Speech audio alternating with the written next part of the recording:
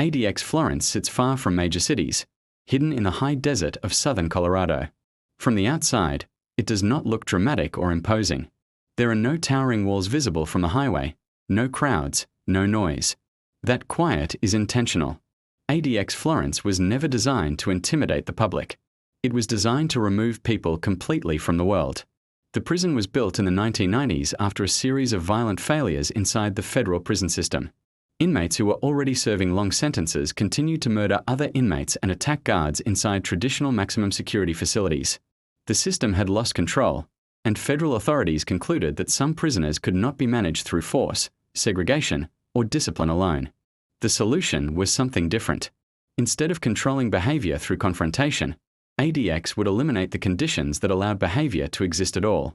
ADX Florence became the most secure prison in the United States, often described as the end of the line. Inmates are sent there only after proving they cannot be safely housed anywhere else. Terrorists, cartel leaders, spies, mass murderers, and inmates who attack staff repeatedly are transferred to ADX when all other options have failed. For them, ADX is not another stop in the system.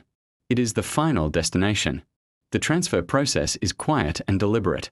Inmates are restrained, transported under heavy security, and delivered without ceremony. There are no announcements, no warnings, and no explanations offered. When the doors close behind them, the message is immediate and unmistakable. This prison is not about rehabilitation. It is about containment. Intake at ADX is fast and clinical. Personal property disappears. Communication becomes minimal. Movement is reduced to the smallest possible scale. Within hours, inmates are locked inside a concrete cell that will define their entire existence for years, sometimes decades. The cell is not accidental in its design. Every measurement, every angle, and every feature exists for a reason. The walls are solid concrete. The bed is concrete. The desk is concrete. Even the shower is built into the cell. There are no sharp edges, no loose materials, and no objects that can be altered or weaponized. The window does not face outward. It is positioned high on the wall, angled toward the sky, allowing light to enter but preventing inmates from seeing the horizon, buildings, or other people. Time passes, but orientation disappears. Life at ADX is defined by isolation. Inmates spend approximately 23 hours a day alone inside their cells. There are no cellmates, no group activities, and no shared spaces. Even the remaining hour outside the cell is spent alone, typically in a small concrete enclosure open to the sky but surrounded by walls. There is no equipment, no interaction, and no opportunity for communication. Silence becomes the dominant environment. ADX is not loud like other prisons. Sound does not travel easily. Conversations are unnecessary. Doors open and close mechanically. Orders are delivered briefly and without emotion. Over time, the absence of noise becomes more noticeable than noise itself. The prison does not shout control. It removes everything that could challenge it. Meals are delivered through a narrow slot in the steel door. Inmates never see who hands them the tray. There is no exchange of words, no acknowledgement, and no human contact. Eating becomes another solitary activity, stripped of social meaning. Even basic needs are fulfilled without interaction. Showers occur inside the cell or under escort, depending on classification. Movement is silent and tightly controlled. Doors open only when necessary and close immediately afterward. There are no mirrors, no opportunities to linger, and no conversations. The process is functional, not humane, and it is designed that way intentionally. Over time, the psychological effects of isolation begin to emerge. Without external stimulation, the mind turns inward. Thoughts repeat. Memories resurface with unusual clarity. Emotions intensify or flatten unpredictably. Some inmates pace their cells for hours. Others speak aloud to themselves simply to hear a voice. Some withdraw completely, staring at walls for long stretches of time. Sleep becomes irregular. Lighting follows institutional schedules, not natural rhythms. Noise is minimal but unpredictable. The brain struggles to maintain a sense of time. Days blend together, and weeks lose distinction. Without events to mark progress, time stretches endlessly. Mental health services exist at ADX, but they operate within the same framework of isolation. Evaluations often occur through doors. Conversations are brief and controlled. Treatment is limited by security priorities. The system acknowledges psychological deterioration, but it does not change its structure to prevent it. ADX was not designed to preserve mental health. It was designed to prevent harm to others. Some inmates adapt to the environment. They develop rigid routines, controlling every minute of the day to maintain stability. Others deteriorate, experiencing anxiety, paranoia, hallucinations, or emotional breakdowns. ADX does not intervene based on outcomes. It enforces compliance, not wellness. Communication with the outside world is severely restricted. Mail is monitored and limited. Phone calls are rare. Visits, when permitted, occur behind thick barriers with no physical contact. Human connection becomes distant and abstract. Over time, relationships fade. Families move on. The outside world becomes something remembered rather than experienced. Unlike other prisons, ADX has no informal inmate society. There are no gangs, no hierarchies, and no alliances. Isolation destroys collective identity. Each inmate exists alone, without influence or protection from others. Conflict cannot spread because there is no network for it to travel through. The prison remains quiet because nothing can organize. ADX relies on deprivation rather than force. There are no riots because there is no opportunity to coordinate. There are no uprisings because there is no shared space. Control is achieved not through confrontation, but through absence. There is nothing to fight against, nothing to challenge, and nowhere to direct resistance. Leaving ADX is extremely rare. Inmates must progress through a slow and rigid step-down program that can take years. Advancement requires perfect compliance, psychological stability, and the absence of any disciplinary issues. One mistake can reset progress entirely. Hope exists, but it is conditional and fragile. For many inmates, the promise of release from isolation becomes another source of suffering rather than relief. Some inmates will never leave ADX. They will age inside isolation, their bodies slowing without movement and their minds changing without stimulation. Medical care is provided cautiously, always secondary to security. Aging inmates remain alone, experiencing the physical decline of age without social support. Correctional officers at ADX are trained to minimize interaction. Neutrality is protection. Emotion is discouraged. The goal is not engagement, but consistency. Officers do not build relationships. They enforce procedure. This distance protects staff, but it also reinforces the prison's emotional emptiness.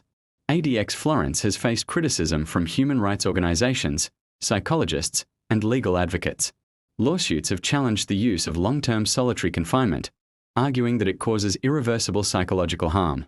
While some policies have been adjusted, the core structure remains unchanged. The prison exists because the system believes there are inmates who cannot exist anywhere else. ADX is often described as the cleanest, quietest, and most controlled prison in the United States. It is orderly. It is predictable. It functions exactly as designed. That is also its punishment. There is no drama, no chaos, and no release from routine. Nothing happens, endlessly.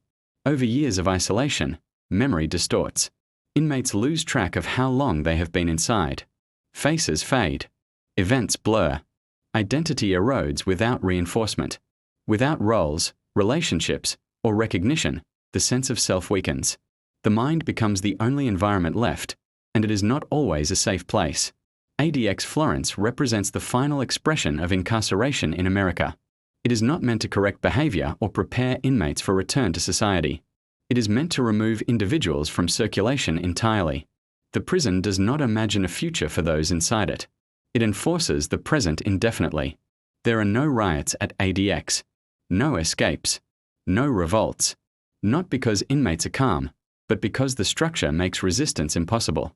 The prison is a system of perfect containment, where silence replaces violence and isolation replaces confrontation.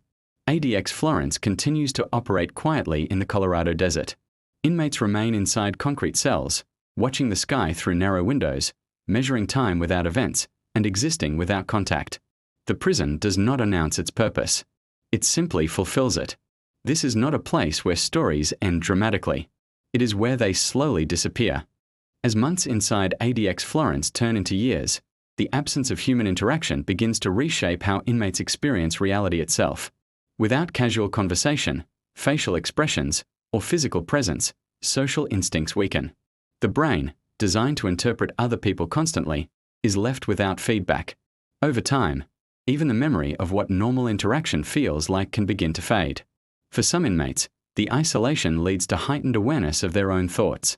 Every idea, regret, or fear echoes without interruption. There is no distraction from internal dialogue. The mind loops through memories repeatedly, replaying moments from the past with painful clarity. For others, the opposite occurs. Emotional numbness sets in. Feelings flatten.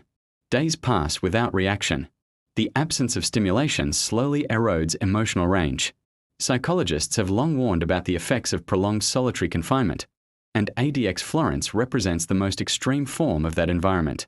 Studies and court testimonies describe symptoms such as anxiety, panic attacks, hallucinations, paranoia, depression, and cognitive decline. Some inmates report hearing voices. Others lose the ability to focus for extended periods. Sleep patterns break down entirely, leaving the mind trapped in a constant state of fatigue. Despite these effects, ADX continues to operate largely unchanged. The federal system maintains that the prison is necessary to protect staff, other inmates, and the public. From an institutional perspective, ADX works. Violence inside the facility is extremely rare. There are no gang wars, no coordinated attacks, and no large-scale disturbances. Order is absolute because interaction is eliminated. This effectiveness creates a moral tension that has followed ADX since its opening. The prison succeeds at control, but at a psychological cost that critics argue is irreversible. Lawsuits have challenged the use of long-term isolation, especially for inmates with mental illness.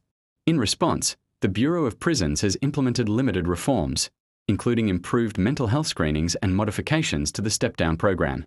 But the foundation of ADX remains the same.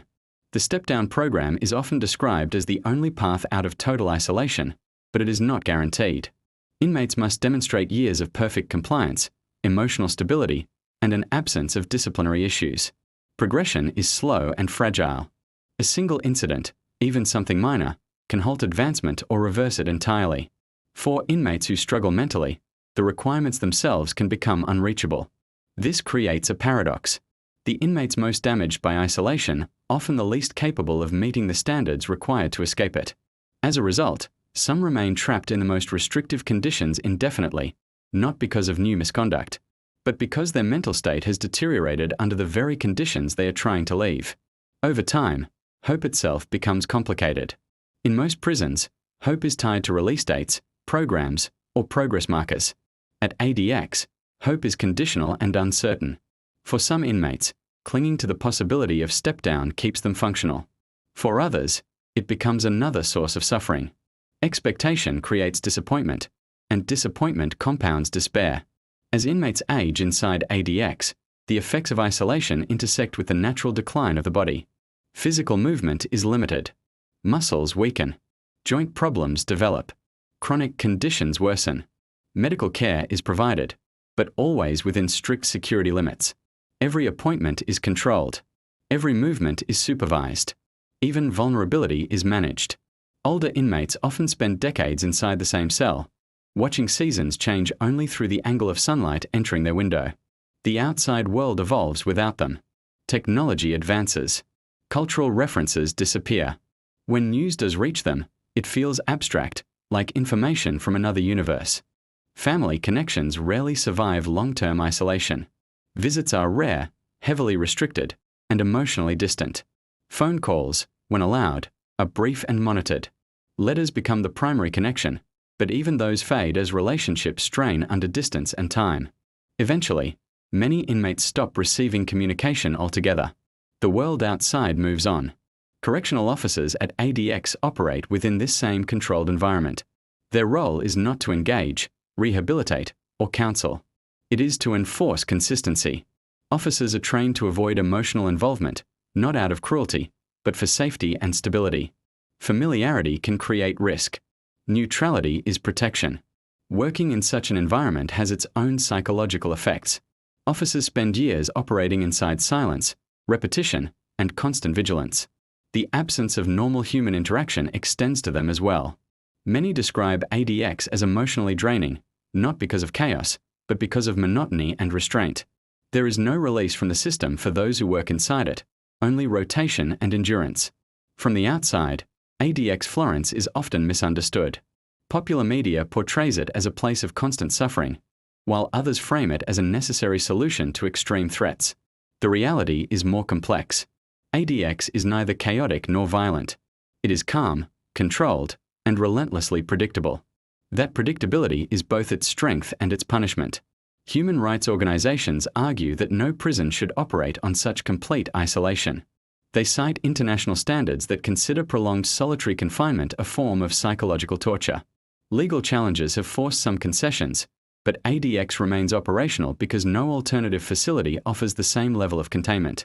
The federal system maintains that some individuals pose risks so severe that traditional incarceration is insufficient. ADX exists to answer that problem. It is not designed to solve crime or reform behavior. It is designed to remove threats from circulation entirely.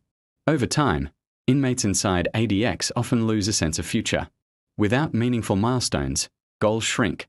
Survival becomes the primary objective. Days are structured around basic needs and mental endurance. Identity becomes internal rather than social. Without feedback from others, self-perception shifts in unpredictable ways.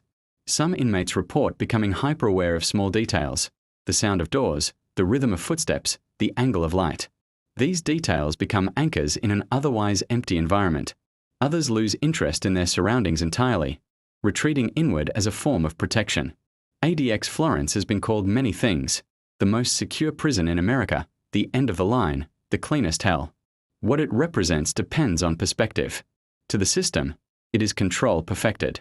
To critics, it is isolation weaponized. To those inside, it is a place where time stretches endlessly and identity slowly erodes. The prison does not announce its presence. It does not seek attention. It operates quietly, day after day, in the Colorado desert. Inmates wake, eat, pace, sleep, and repeat. Guards monitor, escort, document, and maintain order. The system functions exactly as intended. There are no dramatic endings at ADX Florence. No riots. No escapes. No moments of collective rebellion. The structure prevents them. Instead, there is continuity, the same routines repeated indefinitely. ADX Florence stands as the most extreme expression of modern incarceration. It represents a decision made by society, that some individuals will be removed so completely that even human contact becomes a risk. Whether that decision is justified remains a matter of debate. What cannot be debated is its impact. For those sent to ADX, the punishment is not physical pain or visible violence. It is absence of people, of stimulation, of connection, of time that feels meaningful. The mind becomes the only space left to inhabit, and not all minds survive that space intact. ADX Florence continues to operate, unchanged in its core design, enforcing silence and isolation as policy. It does not promise rehabilitation. It does not imagine release. It simply contains. And for the men inside its concrete cells, watching the sky through narrow windows, time does not move forward. It only accumulates.